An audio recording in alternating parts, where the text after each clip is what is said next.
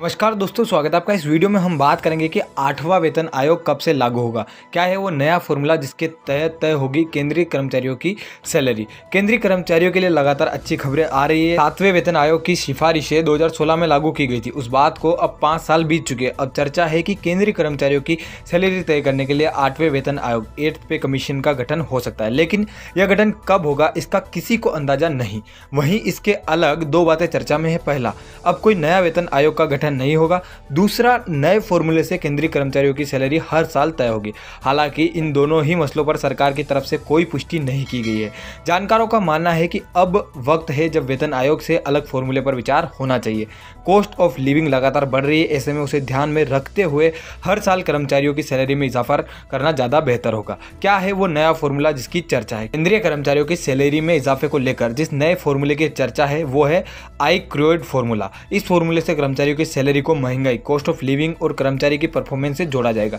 इन सब चीज़ों के आकलन के बाद ही सैलरी में इजाफा होगा। इससे सभी वर्ग के कर्मचारियों को फायदा होता दिखेगा। हालांकि वित्त मंत्रालय के एक अधिकारी का कहना है कि सुझाव अच्छा है, लेकिन अभी तक ऐसे किसी फॉर्मूले पर कोई विचार नहीं हुआ है। 8वां वेतन आयोग कब आएगा इसकी भी कोई सुगबुगाहट नहीं है। 7वें वेतन आयोग पर भी हो चुकी है चर्चा। 7वें वेतन आयोग की अपनी सिफारिश में जस्टिस माथुर ने कहा था कि हम पे स्ट्रक्चर को आईक्रोइड फॉर्मूले के तहत तय करना चाहते हैं। इसमें कॉस्ट ऑफ लिविंग को भी ध्यान में रखा जाता है। यह फॉर्मूला वॉलेस रूडेल आईक्रोइड ने दिया था। उनका मानना था कि आम आदमी के लिए दो अहम चीजें हैं, भोजन और कपड़ा। इनकी कीमतों के बढ़ने के साथ ही कर्मचारी की सैलरी में भी इजाफा होना चाहिए।